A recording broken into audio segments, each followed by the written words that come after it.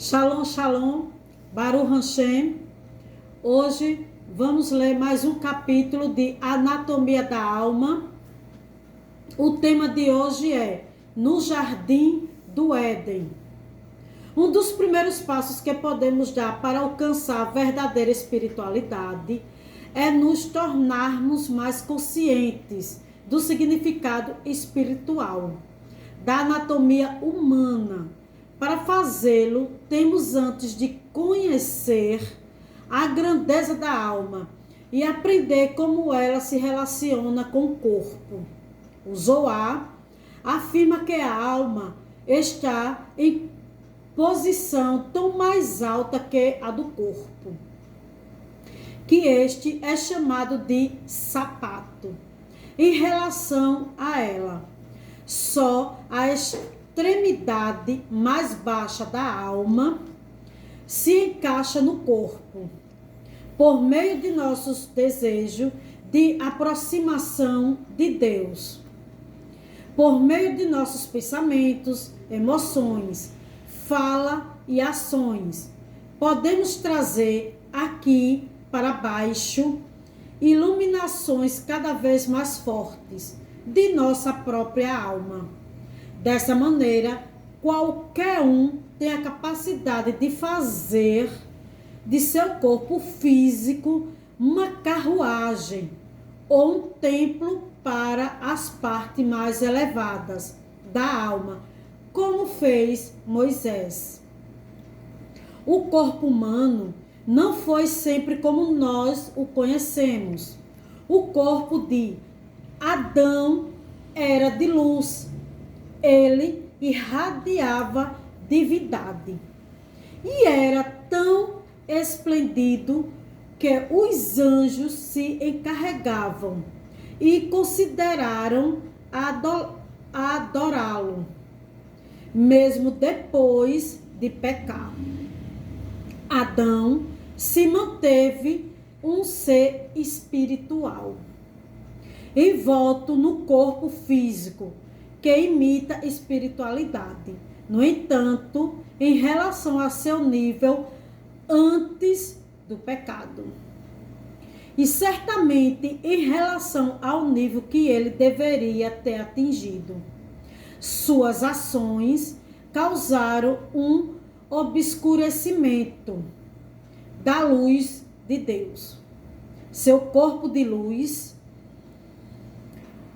que revelava a alma, solidificou-se, transformou-se no corpo de pele e epídeme.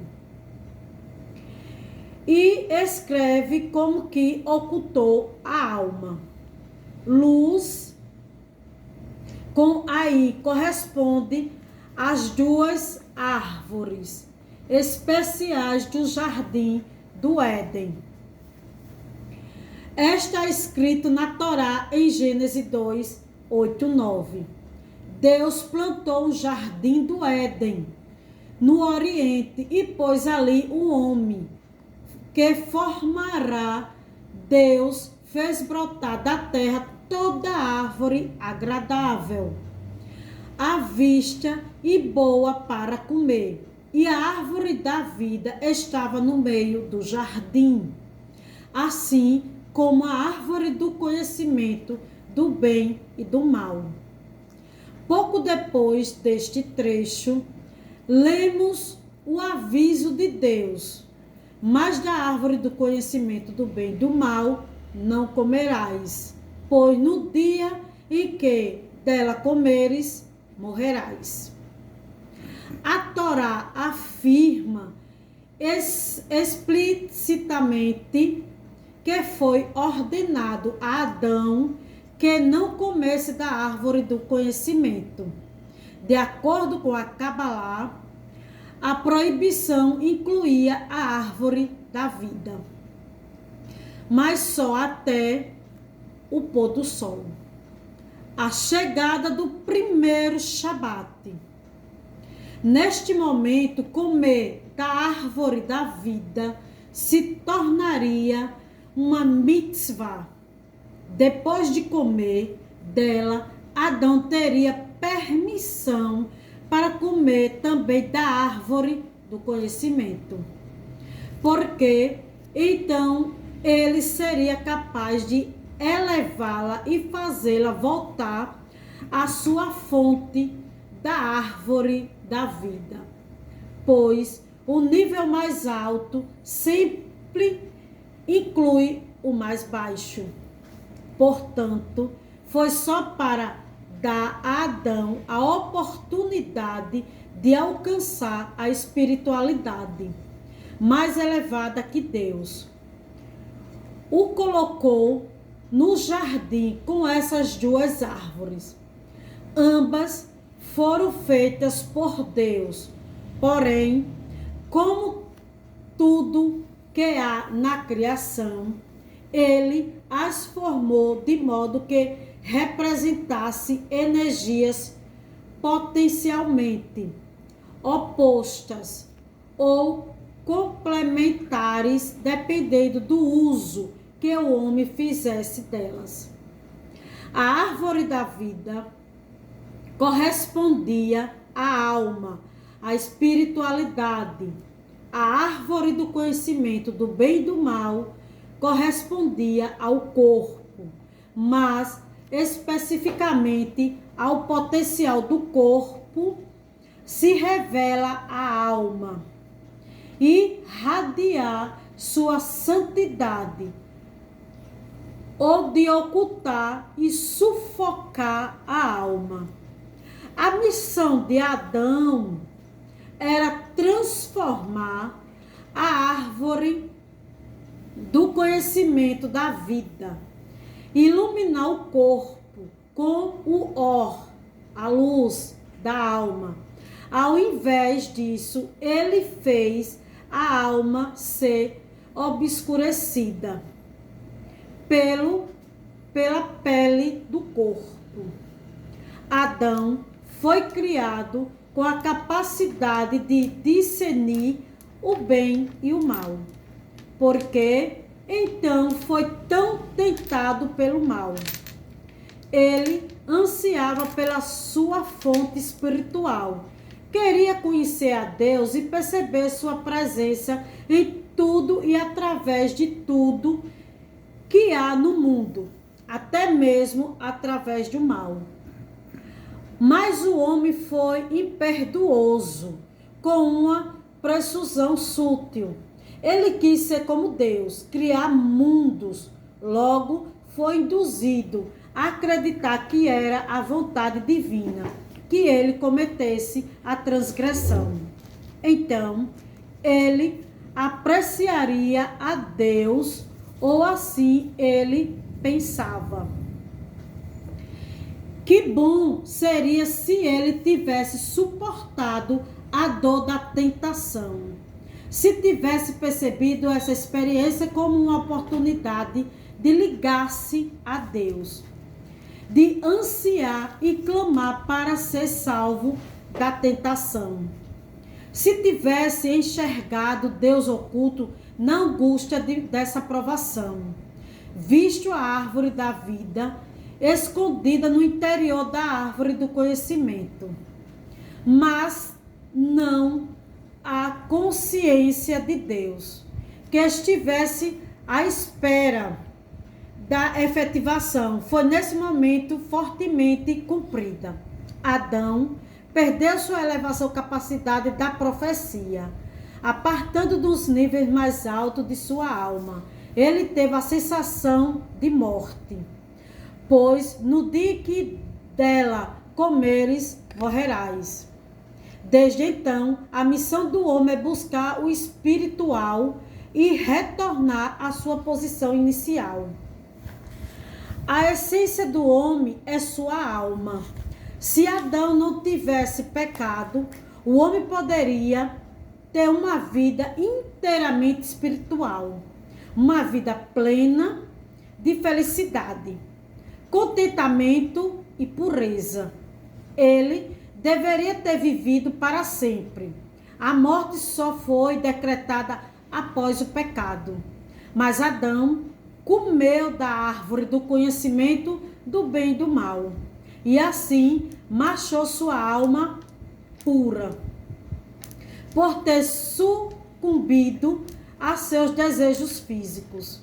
Ele caiu de nível, foi banido do jardim do Éden e impediu de voltar pela espada que se envolvia. Está em Gênesis 3, 24.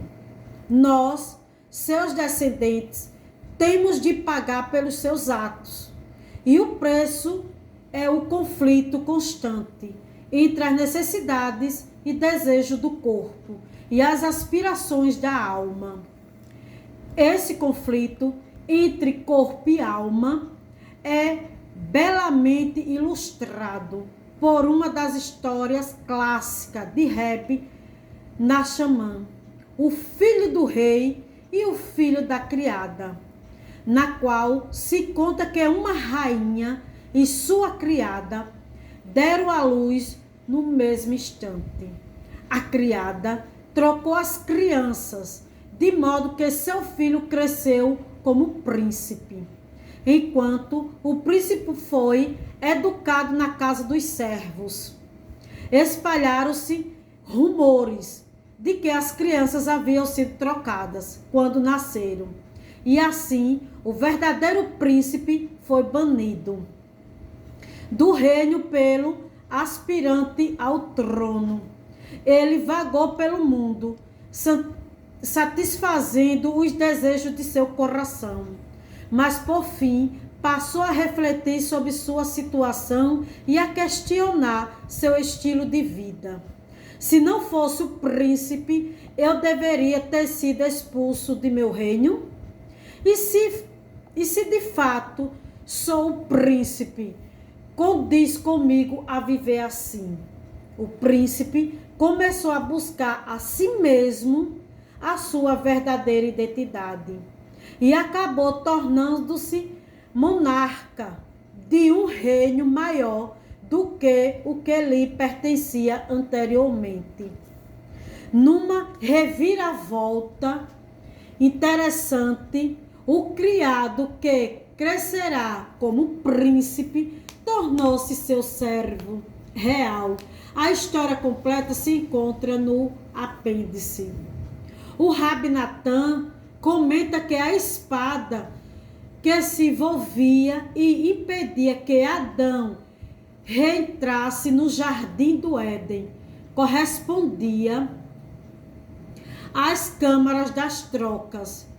Nestas câmaras, enfrentamos continuamente conflitos entre o bem e o mal, a luz e a escuridão, o doce e o amargo, cada um deles se mostrando como a opção certa.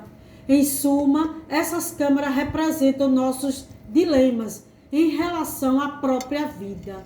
Devemos escolher uma vida material ou espiritual? O mal parece ser bom, o que na verdade é escuro. Apresenta-se como claro e apropriado, e o que tem sabor amargo pode tornar-se doce e maravilhoso. O material é mau, ou o físico pode ser bom. O espiritual é amargo demais ao paladar, ou a experiência espiritual pode ser doce. O Rabi Natan explica que a obscuridade a respeito do bem e do mal encontrada nessas câmaras é simbolizada pela troca do príncipe pelo servo.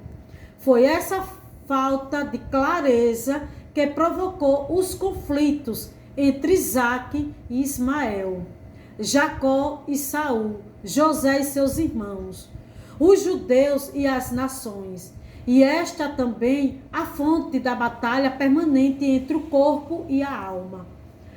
Adão, ao comer da árvore do conhecimento do bem e do mal, desceu a essas câmaras e trocou o que era verdadeiramente bom, uma vida de eterno deleite espiritual, pela vida material e temporal da qual depende agora a nossa existência. A missão do homem é buscar a espiritualidade, distinguir o bem e o mal, para poder encerrar seu exílio pessoal e reentrar no jardim. É esta a luta insensata de toda alma em cada geração. Frequentemente a alma, que é tão elevada em sua fonte, assume a identidade de seu ambiente material. Ela se rende e se torna cativa dos impulsos materialistas que detêm o poder no momento, como fez o príncipe na história. A alma esquece completamente suas origens reais, enreda-se na corporeidade e ilude-se quanto à verdade de sua existência. Mas é assim que deve ser.